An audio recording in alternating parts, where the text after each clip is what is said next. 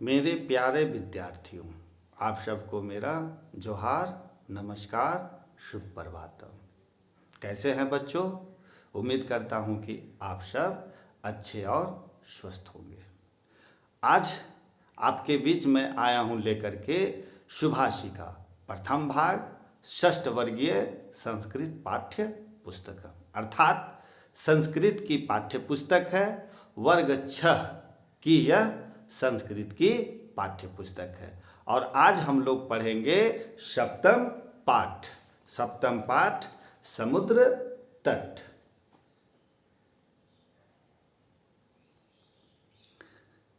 आपके स्क्रीन पर पाठ समुद्र तट दिख रहा है।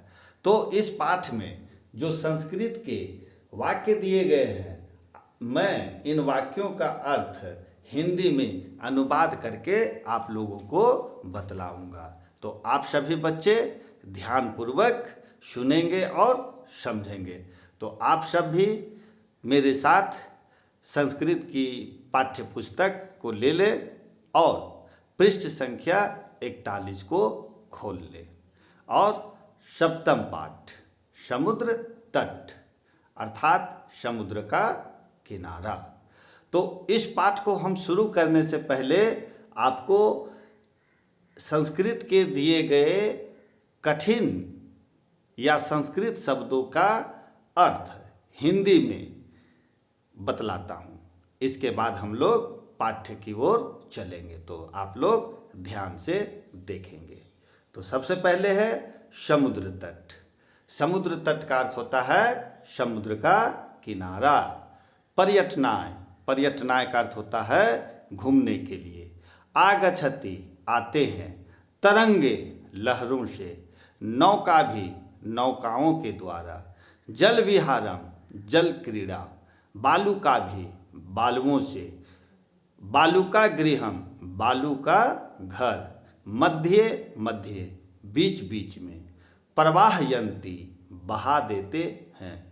प्रचलति एव, चलती ही रहती है। पर्यटन स्थानानि, घूमने की जगह। मत्स्य जीवीन, मछुआरे। युग पदेव, एक ही साथ। आगे देखें, स्वजीविकम, अपनी जीविका को। चालयन्ति, चलाते हैं। अतीव, बहुत अधिक। पर्यटकेभ्य, पर्यटकों के लिए। नारिकेल फलेभ्य, नारियल के फलों के लिए। ज्ञाते, जाना जाता है। स्वेरम, बेरोक टोक। विहरन्ति, घूमते हैं। दीर्घतम, सबसे लंबा। प्रायद्वीप, 3 तरफ जल से घिरा भूभाग। संगम, मिलन। बच्चों, प्रायद्वीप, प्रायद्वीप वह स्थल भाग है जिसके 3 ओर जल से घिरे भाग होते हैं और एक और स्थल भाग होता है। तो वह भाग क्या कहलाता है? प्रायद्वीप कहलाता है। प्रायद्वीप का अर्थ हुआ कि 3 ओर जल से घिरा भूभाग। भारत के नक्शा को अगर आप देखेंगे बच्चों, तो भारत के तीनों ओर जल से घिरा हुआ क्षेत्र है और एक और स्थल है। तो इसलिए हमारा भारत देश भी क्या है? एक प्रायद्वीप है। तो आइए बच्चों, अब हम लोग चलते हैं पाठ्य पुस्तक पाठ की ओर। समुद्र तट।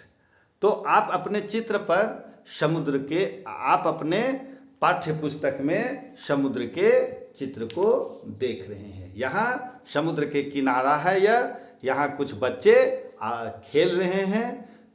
समुद्र में नाव भी चल रही, आप चलते हुए आपको दिख रही है। तो आइए हम समुद्र तट के बारे में पढ़ें। तो मैं बारी बारी से बच्चों आप सबके बीच में संस्कृत के दिए गए वाक्यों का अर्थ हिंदी में बतलाऊंगा। आप सब ध्यान से सुनेंगे। तो आइए हम लोग शुरू करते हैं पहली पंक्ति से। पहली पंक्ति है एषा समुद्र तट। एषा का अर्थ होता है यह समुद्र तट अर्थात समुद्र का किनारा। तो अर्थ हो गया एषा समुद्र तट।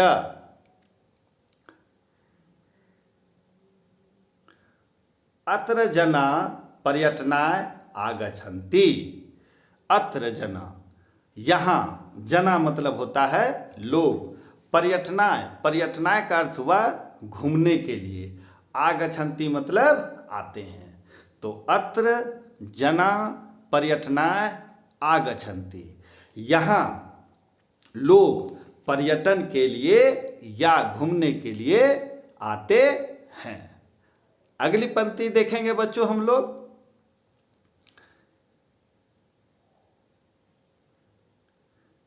केचन तरंगे क्रीडन्ति। केचन तरंगे क्रीडति। केचन कुछ लोग, तरंगे लहर, लहरों के साथ, क्रीडन्ति खेलते हैं। तो तीसरी पंक्ति जो आपका दिया गया है, केचन तरंगे क्रीडन्ति, इसका अर्थ हो गया कुछ लोग लहरों के साथ खेलते हैं। अब आइए अगली पंक्ति देखें बच्चों हम लोग। केचन च नौका भी जल विहारम कुर्वन्ति। कुछ लोग नौका, नौका हो गया बच्चों नाव, कुछ लोग नाव के द्वारा जल क्रीड़ा, जल विहारम का अर्थ हुआ जल क्रीड़ा, कुर्वन्ति करते हैं। तो केचन च नौका भी जल विहारम कुर्वन्ति, कुछ लोग नौका के द्वारा जल क्रीड़ा करते हैं। अगली पंक्ति देखें बच्चों। तेषु केचन कंदुकेन क्रीडन्ति। इसका अर्थ हुआ बच्चों कि उनमें से कुछ गेंद, कंदुकेन का अर्थ होता है गेंद या फुटबॉल, उनमें से कुछ गेंद के साथ खेलते हैं। आगे देखें बच्चों। बालिका बालका च बालुका भी बालुका गृहम रचयन्ति। तो बालक और बालिकाएं, बालिका, बालिका का अर्थ हुआ लड़कियां, बालका का अर्थ हुआ लड़के। तो कुछ लड़के और लड़कियां बालू का भी, बालू के द्वारा, बालू का गृह, बालू का घर, रेत का घर, रचयन्ति बनाते हैं। तो बालिका बालका च बालुका भी बालिका गृह रचयन्ति। लड़के और लड़कियां बालू से बालू के घर की रचना करते हैं। आगे देखें हम लोग बच्चों। मध्य मध्य तरंगा बालुका गृह प्रवहन्ति। बीच बीच में, मध्य मध्य, बीच बीच में तरंगे, लहरें बालुका गृह, रेत का घर या बालू का घर, प्रवाहयन्ति बहा देती है।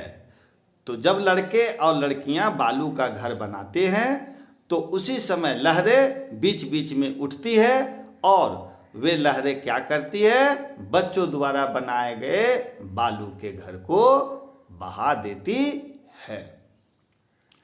ऐसा क्रीड़ा प्रचलति एवं, यह खेल क्या होता है, ऐसा यह क्रीड़ा खेल प्रचलति एवं चलता रहता है। तो यह हमें बच्चे बालू के घर बनाते हैं, समुद्र की लहरें आती है और बच्चों द्वारा बनाए गए रेत के घर को क्या करती है, बहा देती है। तो यह खेल चलता रहता है, बच्चों को भी बड़ा आनंद आता है यह देख करके, और वे बार बार घर बनाते हैं, लहरें बार बार उसे बहा देती है और बच्चे आनंदित होते हैं। आगे है बच्चों, समुद्र तट न केवलम पर्यटन स्थानी अपितु मत्स्य जीविन अपि आजीविका यत्र चालयन्ति। कहने का अर्थ हुआ कि समुद्र का किनारा न केवल पर्यटन स्थल है बल्कि मत्स्य जीविन का अर्थ हुआ मछुआरे। और मछुआरा किन्हें कहते हैं? तो जो मछली मारते हैं। जैसे लकड़ी बनाने वाले लकड़हारा, लकड़ी काटने वाला लकड़हारा, लकड़ी के सामान बनाने वाले को नाई कहते हैं, लोहे के सामान बनाने वाले को लुहार कहते हैं। उसी तरह से मछली मारने वाले लोगों को मछुआरा कहते हैं। तो मत्स्यजीवीन का अर्थ हुआ मछुआरे। तो समुद्र तट न केवलम पर्यटन स्थानानि, अर्थात समुद्र का तट न केवल पर्यटन के लिए अपितु मछुआरा अपि का अर्थ होता है भी, स्वजीविका अपनी जीविका अत्र चालयन्ति यहाँ से चलाते हैं। तो कहने का मतलब हुआ कि समुद्र तट केवल घूमने का स्थान नहीं है, बल्कि मछुआरों के लिए अपना घर परिवार चलाने के लिए, रोजी रोटी चलाने का एक साधन है। तो वे क्या करते हैं? तो समुद्र से मछली को मारते हैं और उसे बाजार में बेचते हैं, और उससे जो प्राप्त राशि होती है, जो पैसा मिलता है, उससे अपने घर परिवार की जीविका को चलाते हैं। तो ये था बच्चों प्रथम अनुच्छेद। फिर से देखें शुरू से हम, ऐसा समुद्र तट, यह समुद्र का किनारा है। अत्र जना पर्यटनाय आगच्छन्ति, यहाँ लोग घूमने के लिए या पर्यटन के लिए आते हैं। केचन तरंगे क्रीडन्ति, कुछ लोग लहरों के साथ खेलते हैं।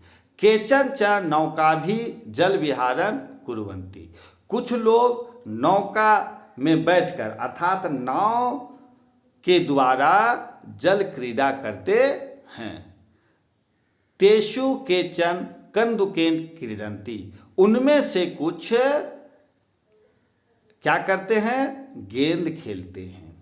बालिका बालका च बालुका भी बालुका गृह रचयन्ति, लड़के और लड़कियां बालू के द्वारा बालू का घर बनाते हैं। मध्ये मध्ये तरंगा बालू का गृह प्रवाहयन्ति, बीच बीच में समुद्र की लहरें बालू से बने घर को बहा देती है। ऐसा क्रीड़ा प्रचलति एवं, यह खेल चलता रहता है। समुद्र तट न केवल पर्यटन स्थानी अपितु मत्स्यजीवीन अपि स्वजीविकाम अत्र चालयन्ति, तो समुद्र का किनारा न केवल पर्यटन के लिए बल्कि मछुआरे भी अपनी जीविका यहीं से चलाते हैं। तो मछुआरे अपनी जीविका कहाँ से चलाते हैं बच्चों? तो समुद्र के तट से। अब आगे हम चलते हैं दूसरा अनुच्छेद। दूसरा अनुच्छेद को देखेंगे ध्यान से बच्चों। तो बारी बारी से हम संस्कृत के वाक्य का पढ़ेंगे और उसका अर्थ आपको हिंदी में बतलाएंगे। तो आइए दूसरे अनुच्छेद का पहला पंक्ति, अस्माकं देशे बहवा समुद्र तटा सन्ति।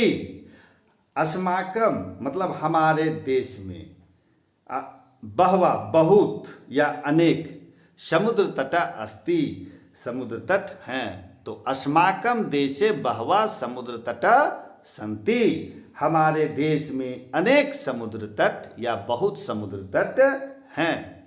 इनमें से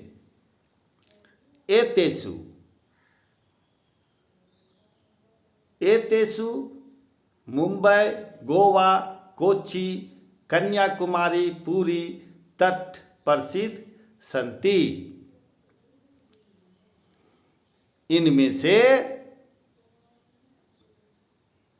एतेषु मुंबई, गोवा, कोच्चि, कन्याकुमारी, पुरी तट अति प्रसिद्ध सन्ति।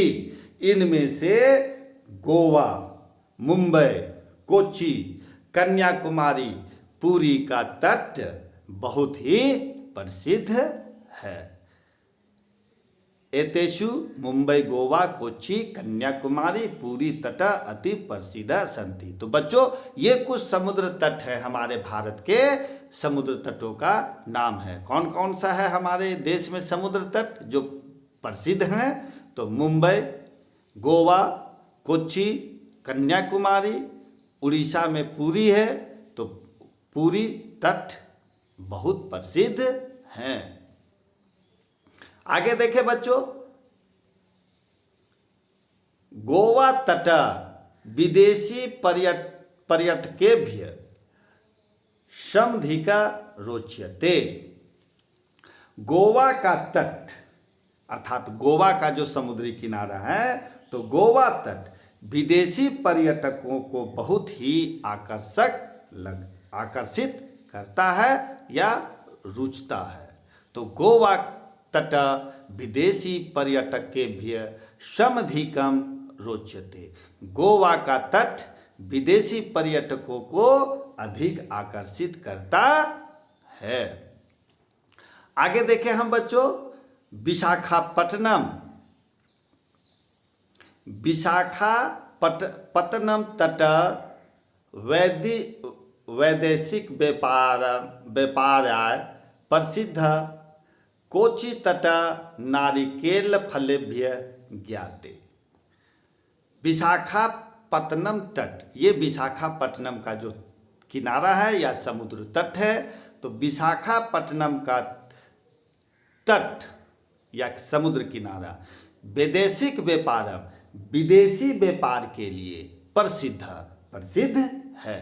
तो विशाखापट्टनम तट वैदेशिक व्यापाराय प्रसिद्ध। विशाखापट्टनम का तट विदेशी व्यापार के लिए प्रसिद्ध है। कोच्चि तट नारिकेल फलेभ्य ज्ञाते। नारिकेल में का अर्थ हुआ नारियल के फल।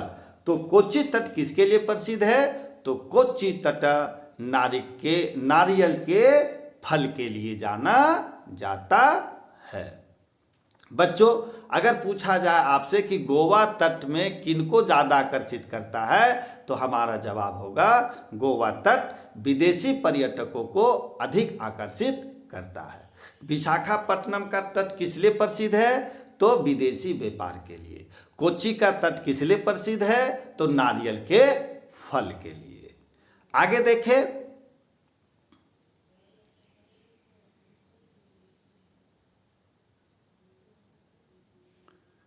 मुंबई नगरस्य जुहू तटे सर्वे जना स्वेरम विहरन्ति। इसका अर्थ हुआ बच्चों कि मुंबई नगर जो हमारा मुंबई शहर है, तो मुंबई नगर के जुहू तट पर सभी लोग बेरोक टोक घूमते हैं। स्वयं मतलब होता है बिना रोक टोक का। तो मुंबई नगरस्य जुहू तटे सर्वे जना स्वेरम विहरन्ति। मुंबई नगर केंद्र जुहू तट पर सभी लोग क्या होता है? बेरोक टोक घूमते हुए दिखाई देते हैं। आगे देखें बच्चों,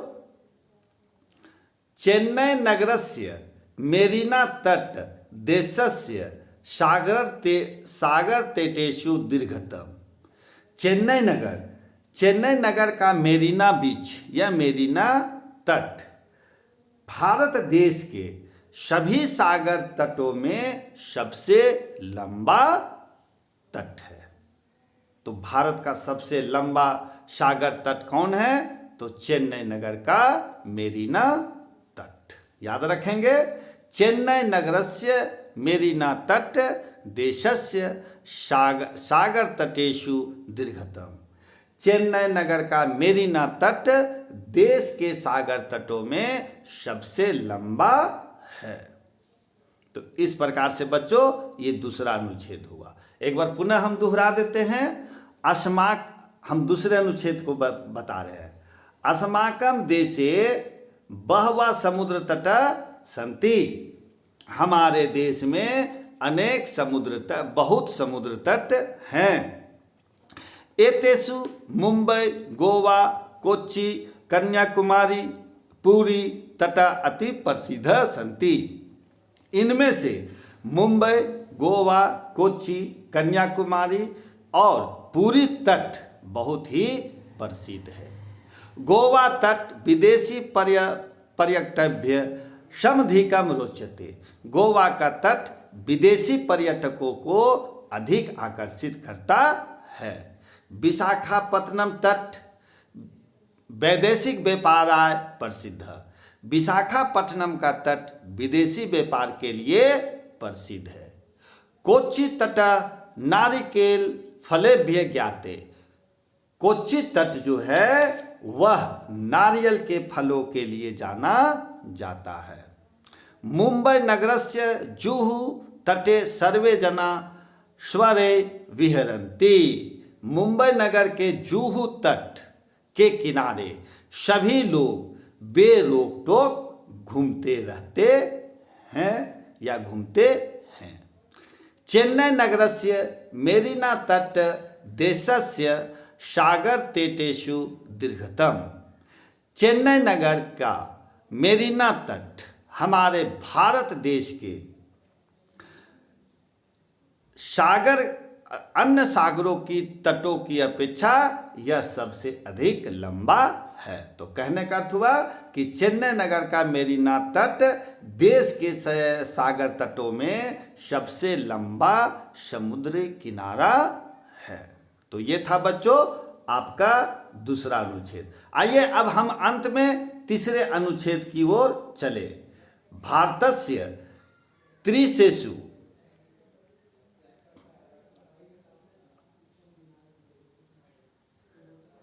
भारतस्य त्रिशिशु दिशासु समुद्र तट सन्ति।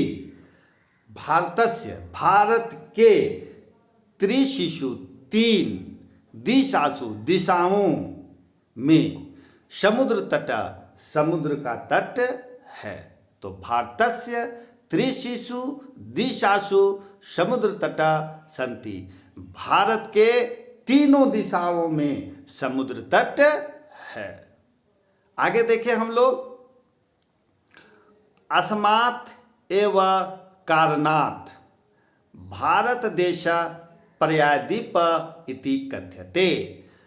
इसलिए इन्हीं कारणों से हमारे भारत देश को पर्यायद्वीप कहा जाता है। अस्मात् एवं कारणात् भारत देश पर्यायद्वीप इति कथ्यते।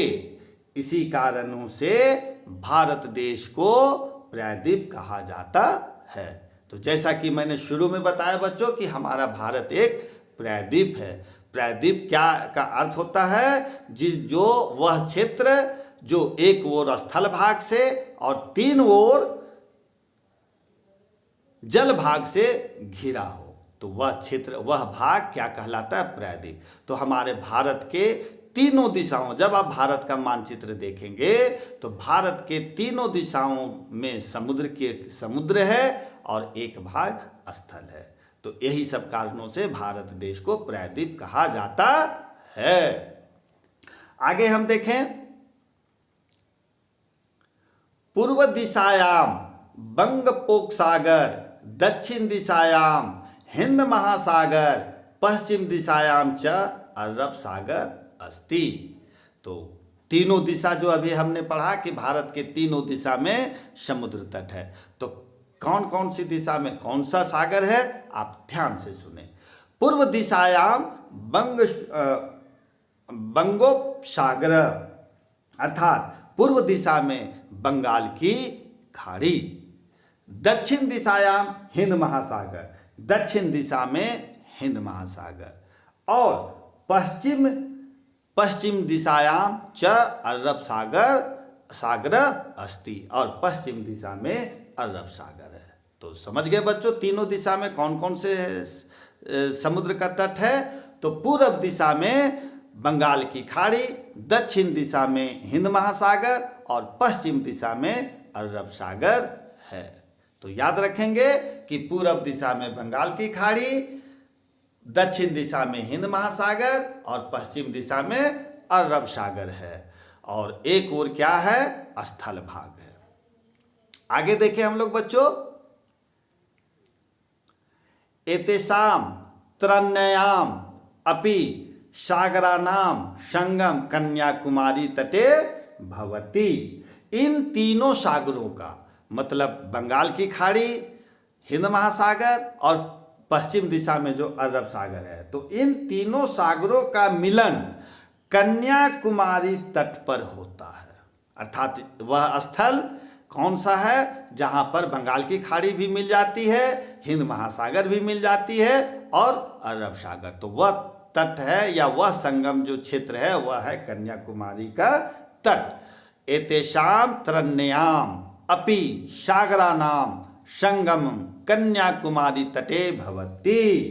इन तीनों सागरों का मिलन या संगम कन्याकुमारी तट पर होता है। तो याद रखेंगे, बंगाल की खाड़ी, हिंद महासागर और अरब सागर का मिलन या संगम स्थल जो तीनों जहां मिलता है वह कन्याकुमारी का तट है। अब अंतिम पंक्ति देखें बच्चों, अत्र पूर्णियायाम चंद्रोदय सूर्यास्त च युगपदे दृष्टुम शक्यते। यहाँ पूर्णिमा को चंद्रोदय और सूर्यास्त एक साथ देखने को मिलता है।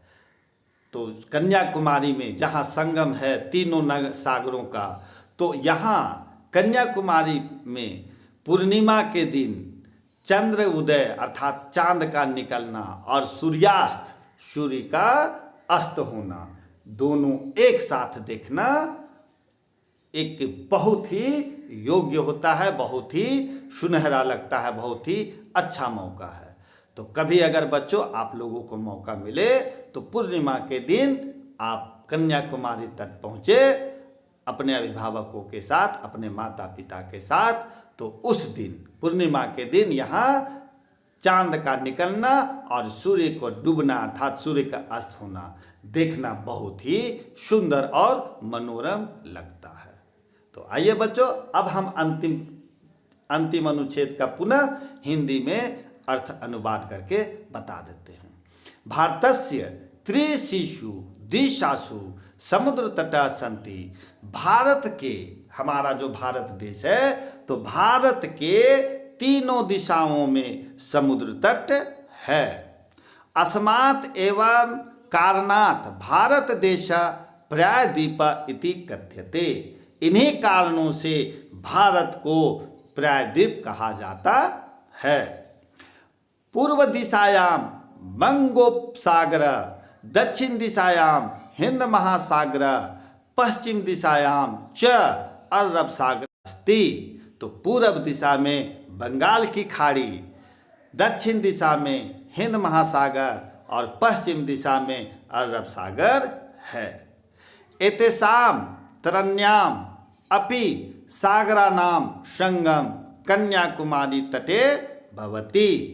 इन तीनों सागरों का मिलन या संगम कन्याकुमारी तट पर होता है। अत्र पूर्णिमायां चंद्रोदय सूर्यास्तम च युगपदे दृष्टु शक्यते। अर्थात बच्चों, यहाँ पूर्णिमा के दिन चंद्रोदय अर्थात चंद्र का उदय होना और सूर्यास्त सूर्य का डूबना एक साथ देखने का योग्य होता है। तो ये था बच्चों हमारा समुद्र तट 7वां पाठ, समुद्र तट के संस्कृत के दिए गए वाक्यों का अनुवाद हिंदी में। तो उम्मीद है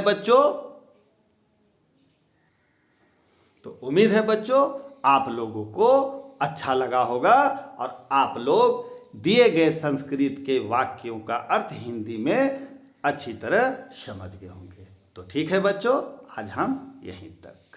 फिर हम अगले दिन अगले वीडियो में आएंगे और वहाँ इस पाठ के समुद्र तट पाठ के अंत में जो आपके प्रश्न उत्तर दिए गए हैं, इन प्रश्न उत्तर का अर्थ का हल लेकर के मैं अगले दिन आपके बीच आऊँगा। तब तक के लिए बच्चों आप सबका बहुत बहुत धन्यवाद, बहुत बहुत आभार।